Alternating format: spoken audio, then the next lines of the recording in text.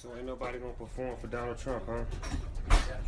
Which one of you jigaboo ass gonna be the first one to do it?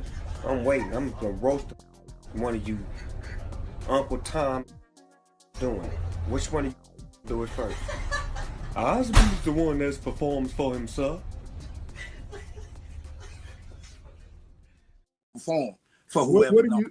What do you say to the people that say we're not giving you this backlash because of your political affiliation or your political choice or whatever? We're giving you this backlash because you are propping up a white supremacist.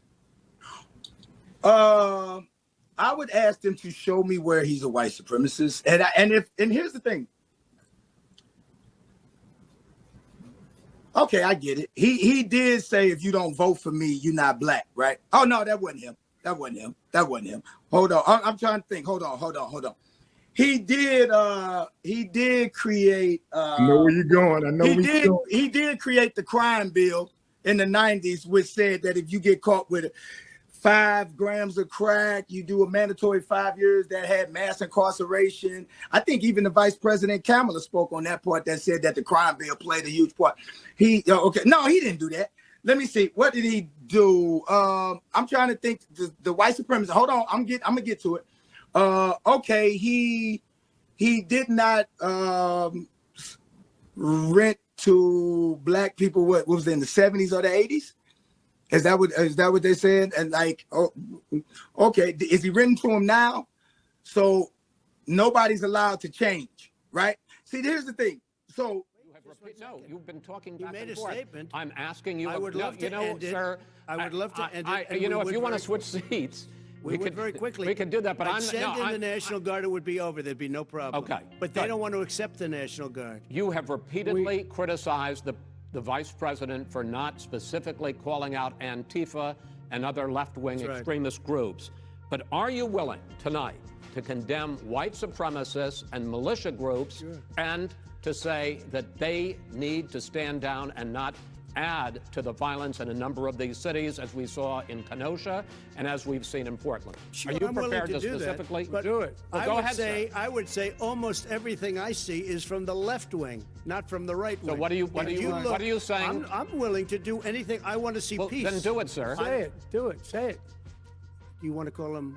What do you want to call him? Give me a name. Give me a white name. Supremacists and who would you like me to condemn? White supremacists and right Proud Boys. Stand back and stand by. But I'll tell you what. Somebody's got to do something about Antifa and the left, because this is not a right-wing problem. This is a left-wing. This is a left-wing problem.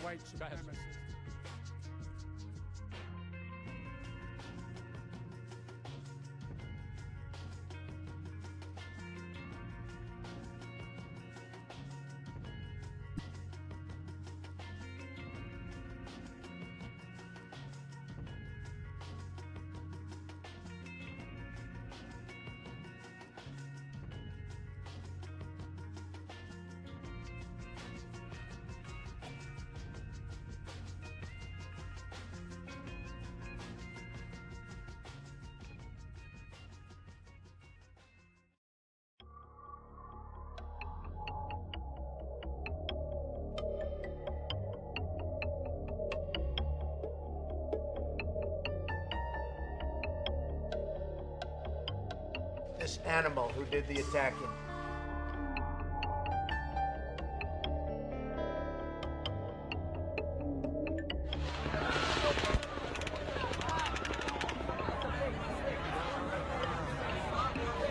He was a demented, sick individual. The wires were crossed pretty badly in his brain, extremely badly in his brain, and it's a very sad event.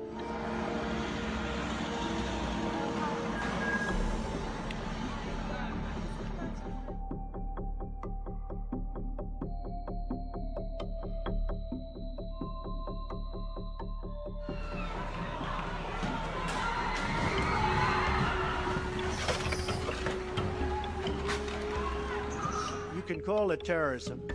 You can call it murder.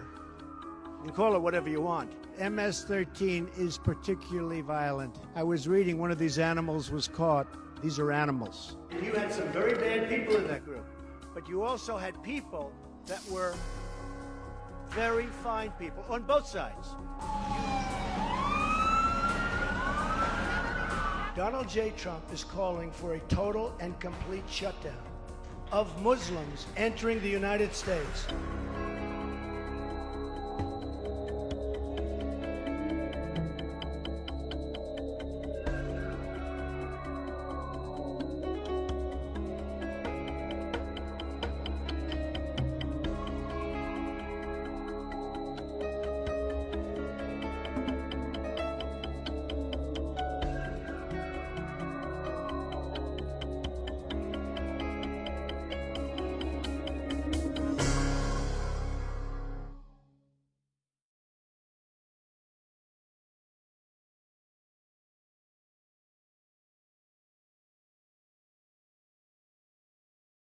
Today, white nationalism is a rising threat around the world.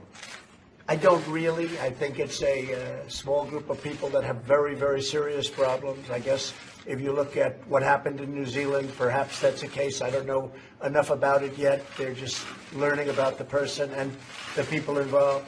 But it's certainly a terrible thing. Terrible thing. Praised by the accused killer in New Zealand as a symbol of white identity, say critics of Donald Trump there's a reason hate crimes are on the rise. I can tell you this, his rhetoric doesn't help. Democratic presidential hopeful Amy Klobuchar underlining this morning that when it comes to extremism, words matter, and Trump's words matter a lot. At the very least, he is dividing people. They are using him as an excuse. Whether he's labeling undocumented migrants invaders, Mexicans as rapists, or defending so-called white nationalists as very fine people, Trump's language is increasingly seen as part of the problem. On Friday, it was what he didn't say. To the question, does he see white nationalism as a rising threat around the world? I don't really. I think it's a small group of people that have very, very serious problems. In fact, various reports lately suggest the opposite, highlighting the rise in this country of racist groups, racist rallies, propaganda, and yes, violence.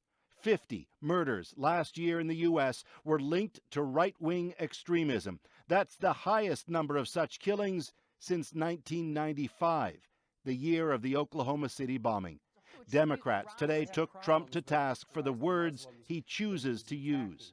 That kind of language from the person who probably has the loudest microphone on the planet Earth is hurtful and dangerous, and it tends to incite violence. White House Chief of Staff Mick Mulvaney today countered Trump is in fact trying to prevent such violence, describing Trump this way.